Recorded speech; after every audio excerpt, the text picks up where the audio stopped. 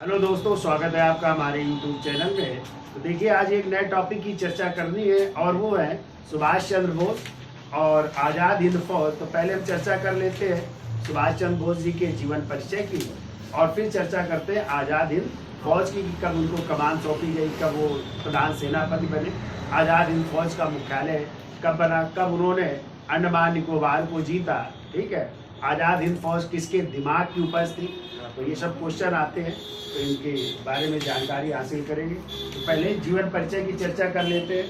तो देखो, सुभाष चंद्र बोस का जन्म यदि पूछा जाए कब हुआ था, इनका जन्म हुआ था 23 जनवरी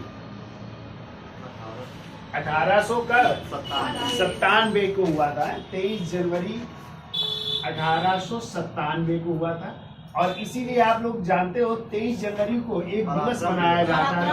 कौन सा दिवस मनाते हैं? पराक्रम दिवस मनाया जाता है। बहुत पूछा जाता है, ध्यान रखिएगा। तो नेताजी जयंती भी कह सकते हो, पूछा जा सकता है कि नेताजी जयंती कब मनाई जाती है? 23 जनवरी। और इसी को किस रूप में मनाते हैं? पराक्रम दिवस को। तो कब हुआ था? 23 जनवरी 1897। पूछा जाए कहाँ पे हुआ था, तो स्थान याद रखिएगा। स्थान था कटक में। कहाँ पे? कटक। और कटक कहाँ पे आए? उड़ीसा। तो कटक उड़ीसा में हुआ था। ठीक है, कटक उड़ीसा में हुआ था।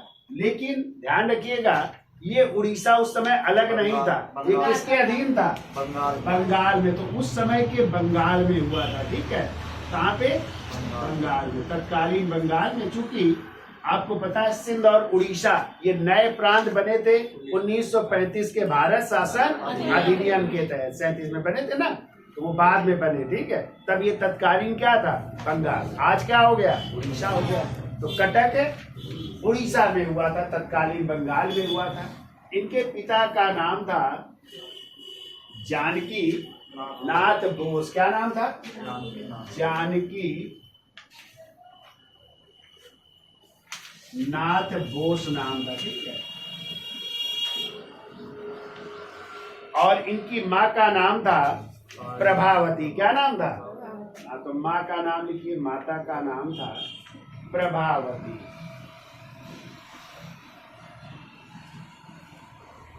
तो माँ का नाम था प्रभावती। ठीक है, अब देखो, इनकी पत्नी थी, इन्होंने एक ऑस्ट्रियन महिला से शादी की थी और इनकी पत्नी का नाम था एमिला शेंकल। क्या नाम था? हाँ, एमिली शेंकल नाम था। ठीक है,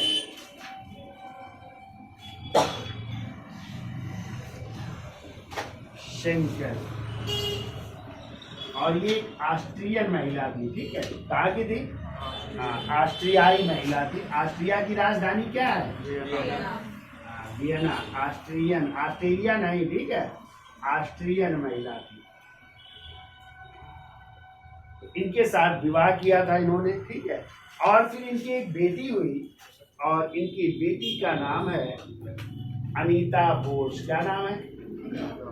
अनीता बोस इनकी बेटी का नाम है। सुभाष चंद्र बोस। ठीक है, क्लियर? अब देखो, इन्होंने जो है, पूछा जाता है कि ICS की परीक्षा इन्होंने कब पास की थी। ठीक है, तो 1920 में। देखिए,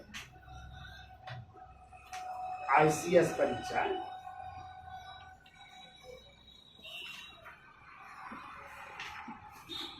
1920 में ICS की परीक्षा पास की और इनको जो है कौन सा स्थान प्राप्त हुआ? चौथा स्थान प्राप्त हुआ। लेकिन पास तो कर ली परीक्षा, लेकिन इन्होंने बाद में क्या कर दिया? त्याग पत्र दे दिया था। ठीक है, तो त्याग पत्र दे दिया। फिर देखिए, 1921 में, यानी 16 जुलाई 1921 को ये स्वदेश लौट रहे हैं। ठीक है, इंडिया आ रहे हैं, स्वदेश लौटे। तो 16 जुलाई 1921 को ये स्वदेश लौट रहे हैं। फिर जो है 1924 में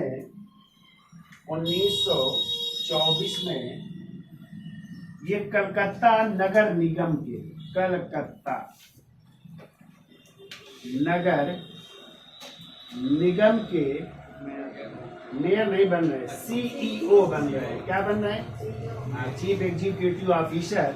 और उस समय मेयर यदि पूछा जाए तो मेयर थे CR दास। कौन थे मेयर?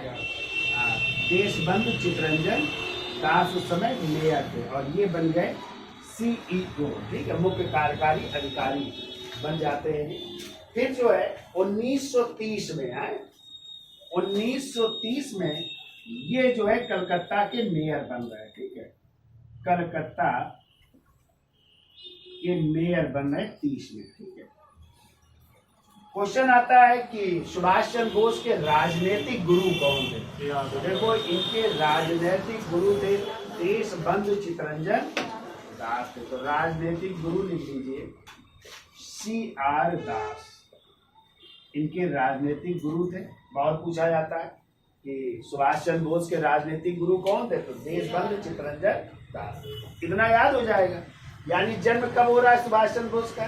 23 जनवरी 1897 को, और इसीलिए 23 जनवरी को नेताजी जयंती या पराक्रम दिवस मनाते। कहाँ पे हुआ था? कटक, उड़ीसा में, जो आज उस समय का क्या था? बंगाल का भाग था। पिता का नाम था जानकी नाथ घोष, माँ का नाम था प्रभावती। ठीक है, और इनकी पत्नी कौन थी? एमिलिया शेंकल थी, जो कहाँ की महिला थी? एक ऑस्ट्रियन महिला थी। बेटी का नाम क्या था? अनीता बोस था। ICS की परीक्षा इन्होंने 1920 में पास की। कौन सा स्थान मिला? चौथा स्थान। लेकिन इन्होंने नौकरी नहीं की और क्या कर दिया? त्याग पत्र दे दिया। फिर ये 16 जुलाई 1921 को भारत वापस लौट रहे हैं। 1924 में कलकत्ता नगर निगम में क्या बन रहे हैं? CEO बन रहे हैं। उस समय मेयर कौन बने थे? CR दास। फिर 1930 में ये कलकत्ता के क्या बने? मेयर बने। फिर जो है इनके राजनीतिक गुरु आ जाए तो कौन थे? CR दास। ठीक है, फिर हमने चर्चा की थी आप लोगों को कि 1938 में कांग्रेस का अधिवेशन हुआ था हरिपुरा, और हरिपुरा कहाँ पड़ता है? गुजरात में पड़ता है। तो उसके अध्यक्ष कौन बने थे? सुभाष चंद्र बोस। फिर 1939 में कांग्रेस का अधिवेशन हुआ था त्रिपुरी में। कहाँ पे हुआ था? त्रिपुरी कहाँ पे है? जबलपुर, मध्य प्रदेश में। तो वहां पे भी अध्यक्ष चुन लिए गए। किसको हरा करके? पट्टाभी सीतारमैया को हराया था, और हरा करके अध्यक्ष बने थे। तो पट्टाभी सीतारमैया वो किसने खड़ा किया था? गांधी जी। तो गांधी जी ने उनकी हार को अपनी हार बताया। तो फिर इन्होंने त्यागपत्र दे दिया था। तो अध्यक्षता फिर किसने की थी? अध्यक्ष बने थे डॉक्टर राजेंद्र प्रसाद बने थे। इन्होंने त्यागपत्र दे करके कांग्रेस से एक नई पार्टी बनाई थी। कौन सी? Forward block. 1939 में बनाई थी ना। कहाँ पे? उन्नाव में स्थापना की थी। फिर जो है 1940 में इनको गिरफ्तार किया जा रहा है भारतीय सुरक्षा कानून के तहत, क्योंकि इनके जो यूथ ब्रिगेड के लोग थे उन्होंने जो है उस समय जो है एक प्रतीक था विजय का, तो उसको जो है तोड़ दिया था और ध्वस्त कर दिया था, मिट्टी मिला दिया था। तो इनको गिरफ्तार किया गया था, और बाद में जो है इनको जो है नजर बंद कर दिया गया। इन्हीं के घर में एल्गिन रोड पड़ता है कलकत्ता में, वहीं पे इनको क्या कर दिया गया? नजर बंद कर दिया गया। और वहीं से ये फरार होंगे। किन किन नामों से फरार होंगे उनकी भी हम चर्चा कर लेते हैं। तो इसका स्क्रीनशॉट ले लो, फिर आगे चलते हैं। तो देखिए, जुलाई 1940 में, जुलाई 1940 में सुभाष चंद्र बोस को क्या कर लिया गया? भारत सुरक्षा कानून के तहत, भारत सुरक्षा कानून के तहत इनको गिरफ्तार किया जा रहा है। ठीक है, गिरफ्तार। कारण क्या था गिरफ्तारी का? तो कारण था भारत की गुलामी का प्रतीक है, भारत की गुलामी का प्रतीक है।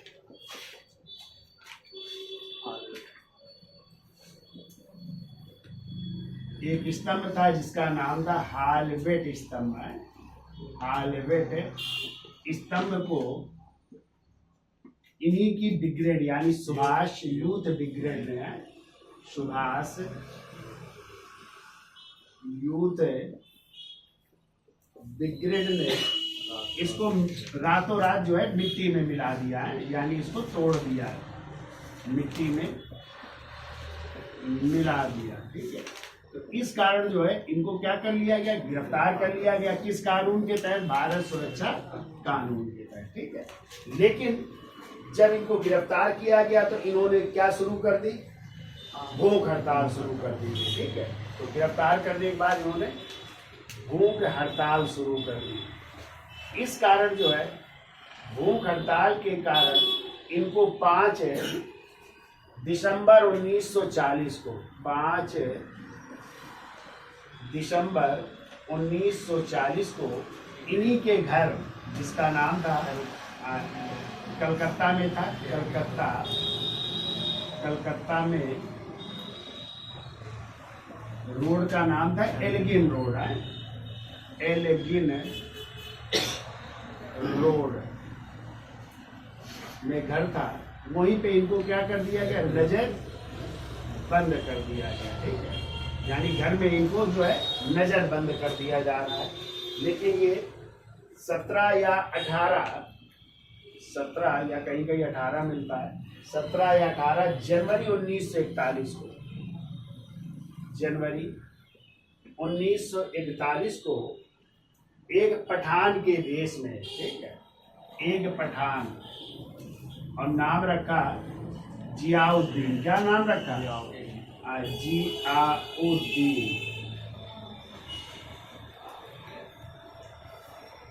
जियाउद्दीन के भेष में है। ये भेष बनाते हैं जियाउद्दीन के नाम से। तो जियाउद्दीन के भेष बना करके जियाउद्दीन के नाम से जो है भेष बदल कर फरार हो जाते हैं। और फरार होने के क्रम में जो है सर्वप्रथम कार से ये जो है गोमा पहुंचते हैं। कहाँ पे पहुंचते हैं? गोमा पहुंचते हैं। और गोमा से एक रेल है, फ्रंटियर रेल है, फ्रंटियर रेल द्वारा पेशावर पहुंचते हैं। कहाँ पे पहुंचते हैं? पेशावर पहुंचे। तो एक पठान का भेष बनाते हैं, किस नाम से? जियाउद्दीन। कार से कहाँ पहुंचते हैं? पहले गोमा पहुंचते हैं, वहां से फ्रंटियर रेल द्वारा पेशावर पहुंचते हैं। और फिर जो है अपने साथी, नाम था भगत राम तलवार है, देखिए भगत राम, अपने दोस्त भगत राम तलवार, भगत राम तलवार, और ये भी अपना नाम बदलते हैं। और किस नाम से? ये रहमत अली के भेष में जाते हैं, रहमत अली नाम बदलते हैं। और इन्हीं के साथ ये पहुंचते हैं काबुल। कहाँ पहुंचते हैं? काबुल, जो आज किसकी राजधानी है? अफगानिस्तान। तो जब ये काबुल पहुंचे, काबुल पहुंच करके फिर ये अपना पासपोर्ट बनवाते हैं, ठीक है। हाँ, तो पूछा जा सकता है काबुल में कहाँ पे रुके थे? तो उत्तम चंद मल्होत्रा के घर में रुके थे। कहाँ पे? तो लिख लेना, ये उत्तम चंद्र मल्होत्रा के घर में रुके थे, काबुल में घर में रुके। अब यहाँ से जो है पासपोर्ट अपना बनवाते, एक इटैलिक नागरिक के रूप में पासपोर्ट, किस नाम से? इटैलिक नागरिक के नाम से, इटली के नागरिक के नाम से, इटैलिक नागरिक। और नाम क्या रखते हैं? ओरलैंड मरसुट्टा, ओरलैंड मरसुट्टा के नाम से पासपोर्ट बनाते हैं। या कहीं कहीं नाम मिल जाता है आरलैंडो मजोंटा है, तो दोनों नाम लिख लो, आरलैंडो मजोंटा के नाम से पासपोर्ट बनवाते हैं। और इस पासपोर्ट से नाम से पहुंचते हैं पहले कहाँ पे? रूस पहुंचते हैं, ठीक है। कहाँ पहुंचे ये? रूस पहुंचते हैं। लेकिन आपको पता है रूस जो है मित्र राष्ट्रों की तरफ शामिल था। जब हो गया मित्र राष्ट्रों की तरफ, तो इनको जो है रूस से भागना पड़ा। और अब कहाँ पहुंचते हैं? तो रूस से भाग करके जर्मनी पहुंच रहे हैं। कहाँ पे पहुंचे? हाँ, जर्मनी पहुंच रहे हैं। कब पहुंच रहे हैं जर्मनी? वो भी डेट रखिएगा, 28 मार्च 1941 को। 28 मार्च 1941 को जर्मनी की राजधानी थी बर्लिन। क्या थी? तो बर्लिन पहुंच रहे हैं, ठीक है। और जर्मनी के उस समय चांसलर कौन है? हिटलर। कौन है? तो हिटलर के जो सेनापति थे, जो उनके सहायक थे, रिबेनट्रॉप ने इनका क्या किया था? स्वागत किया। तो इनका स्वागत किया हिटलर के सहायक रिबेनट्रॉप ने, ठीक है। इन्होंने जो है इनका स्वागत किया।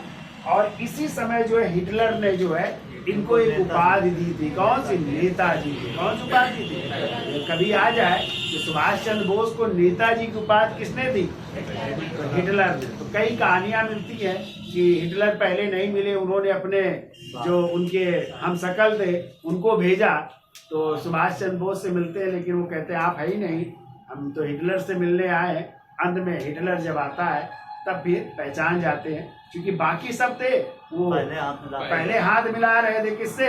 सुभाष चंद्र बोस। तो उन्होंने कहा ये असली नहीं है, लेकिन जब असली हिटलर आए तो उन्होंने नहीं मिलाया, हाल चाल पूछा, तो इनको अपनी तरफ से उनसे मिलाना पड़ा, तब पहचान गए थे कि ये हिटलर है, ठीक है। क्योंकि उनके कई हमशक्ल थे हिटलर के, हैं, और जर्मनी का चांसलर था वो, ठीक है। तो कौन सी उपाधि दी यहाँ पे? हिटलर ने नेताजी की उपाधि दी। किसको? सुभाष चंद्र बोस को। अब यहीं पर एक संस्था स्थापित की जा रही है, फ्री इंडिया सेंटर की। किसकी स्थापना की जा रही है? स्वतंत्र भारत केंद्र की स्थापना की जा रही है। और यहीं से इन्होंने नारा दिया था, कौन सा? जय हिंद का। कौन सा? जय हिंद का नारा दिया। तो इसका स्क्रीनशॉट ले लो, आगे चलते हैं। तो देखिए, जब ये पहुंच रहे जर्मनी, तो बर्लिन में इनका स्वागत करते हैं हिटलर के सहायक रिबेनट्रॉप करते हैं, ठीक है। और इसी समय जो है हिटलर ने सुभाष चंद्र बोस को कौन सी उपाधि दी? नेताजी की उपाधि दी, ठीक है। यही जर्मनी में ही एक संस्था स्थापित की जा रही है जिसका नाम है स्वतंत्र भारत केंद्र। स्वतंत्र भारत केंद्र, या इसी कहते हैं फ्री इंडिया सेंटर है। फ्री इंडिया सेंटर, या इसी का नाम है आजाद हिंद संघ भी कह सकते हैं, ठीक है। आजाद हिंद केंद्र या संघ भी कह सकते हैं। इसकी स्थापना की जा रही है। और यहीं पे संबोधित करते हुए सुभाष चंद्र बोस ने नारा दिया था, कौन सा? जय हिंद का नारा दिया था, ठीक है। यदि आ जाए क्वेश्चन, जय हिंद का नारा उन्होंने कहाँ पे दिया था? तो जर्मनी में दिया था। कहाँ पे दिया था? आज जर्मनी में। किस जगह दिया था? फ्री इंडिया सेंटर में ना, यहाँ पे दिया था। तो हिटलर का नाम सुना है आप लोगों ने? अच्छा, हिटलर की उपाधि कौन थी? फ्यूरर की। कौन सी थी? फ्यूरर की है। और यदि आ जाए कि जो है हिटलर ने कौन सी किताब लिखी थी? तो मीन कैम्प्स, यानी मेरा संघर्ष, इनकी किताब है, ये भी याद रखिएगा, ठीक है। याद रहेगा। अब देखो, 7 दिसंबर 1941 को, 7 दिसंबर 1941 को जापान जर्मनी के साथ युद्ध में शामिल हो गया, यानी जापान भी शामिल हो रहा है, ठीक है। जापान किसके साथ? जर्मनी के साथ। जर्मनी के साथ युद्ध में शामिल, युद्ध में शामिल हो गया, ठीक है। और जापान जो है जीतता चला जा रहा है। किसको किसको जीता जापान ने? तो देखो, जापान ने 16 फरवरी 1942 को, 16 फरवरी 1942 को जापान ने जो है जीत लिया। तो लिख लीजिएगा, सिंगापुर, सिंगापुर, और सिंगापुर के बाद जो है, जो उस समय जो है मलाया था, और बर्मा है, मलाया जिसे मलेशिया कहते हैं, मलाया से बर्मा तक जिसे आज हम म्यांमार कहते हैं, तो बर्मा तक का जो है भूभाग जीत लिया, भूभाग जीत रहा है कौन? जापान। ठीक है, तो ये जब जीत लेते हैं और फिर यहीं पे एक स्थापना की जा रही है इसकी आजाद हिंद रेडियो की। ठीक है, आजाद हिंद रेडियो की स्थापना की जा रही है बर्लिन में है, बर्लिन जर्मनी की राजधानी बर्लिन में जो है स्थापना की जा रही है। इसकी आजाद हिंद रेडियो की स्थापना की जा रही है और इसी समय जो है इसकी शाखा भी जो है एक संस्था स्थापित की जा रही, फ्री इंडिया लीजन है, फ्री इंडिया लीजन की स्थापना की जा रही है, फ्री इंडिया लीजन। इसमें जो है कुछ सैनिक थे जो पकड़े गए थे, उनको मिला करके जो है ये एक संस्था स्थापित की जा रही, फ्री इंडिया लीजन। ये एक संस्था है जिसमें कि जो है 4500 सैनिक थे और इसका मुख्यालय बनाया गया था, एक तो रोम इटली में था और दूसरा था जो है पेरिस में। ठीक है, एक था इसका मुख्यालय रोम और दूसरा था पेरिस। तो रोम किसकी राजधानी है? इटली की। और पेरिस किसकी है? फ्रांस की राजधानी। ठीक है, तो यहाँ पे इसका मुख्यालय स्थापित किया जा रहा है। ठीक है, अब इसके बाद जो है आपको पता है कि टोक्यो जो जापान की राजधानी है, तो पहले से ही रह रहे थे कौन? रास बिहारी बोस। और रास बिहारी बोस वही व्यक्ति हैं जो दिल्ली षड्यंत्र केस हुआ था जब आपकी राजधानी परिवर्तित हो रही थी, तो हाँ लॉर्ड हार्डिंग द्वीप पर बम फेंका गया था, तो फरार हो गए थे ना, और फिर कहाँ चले आए थे? जापान में। तो रास बिहारी बोस, कामा मोहन सिंह और निरंजन सिंह गिल है, निरंजन सिंह गिल, इन्होंने जो है एक संस्था यहाँ पे स्थापित की थी और उस संस्था का नाम था INA। क्या नाम था? यानी इंडियन नेशनल आर्मी, या इसी कह सकते हैं भारतीय राष्ट्रीय सेना, भारतीय राष्ट्रीय सेना की स्थापना की थी और एक संस्था भी स्थापित की थी इंडियन इंडिपेंडेंस लीग की। ठीक है, इंडियन इंडिपेंडेंस, ये दोनों याद रखिएगा, डेंस लीग की भी स्थापना की थी। और ये कब स्थापना की थी तो डेट भी याद रखिएगा इसकी है 30 मार्च 1942 को है, 30 मार्च 1942 को इसकी स्थापना। ठीक है, INA की। अब क्वेश्चन आता है कि आजाद हिंद फौज का विचार किसके दिमाग में आया था? बहुत बार पूछा गया है। तो आजाद हिंद फौज का विचार सर्वप्रथम आया था कैप्टन मोहन सिंह, क्योंकि उन्होंने जो है ब्रिटिश वो सेना के कमांडर थे। तो जब सिंगापुर जो है जापान का आधिपत्य स्थापित हुआ तो लगभग 40,000 सैनिक को क्या बना लिया गया था? बंदी बना लिया गया था। ठीक है, तो फिर इनके दिमाग में उपज आई थी किसकी? आजाद हिंद फौज की। किसके? कैप्टन मोहन सिंह। तो बहुत पूछा जाता है कैप्टन आजाद हिंद फौज किसके दिमाग की उपज है? तो कैप्टन मोहन सिंह के दिमाग की उपज है। ठीक है, अब देखो एक सम्मेलन भी हो रहा है जब ये संस्था स्थापित हुई 24 और 23 या 24 जून 1942 को। ठीक है, 23 या 24 जून 1942 को बैंकॉक में है। और बैंकॉक कहाँ की राजधानी है? थाईलैंड है। तो बैंकॉक सम्मेलन हो रहा है और इसी सम्मेलन में ये निर्णय लिया गया कि अब सुभाष चंद्र बोस को जो है पूर्वी एशिया से कहाँ बुलाया जाए? भारत।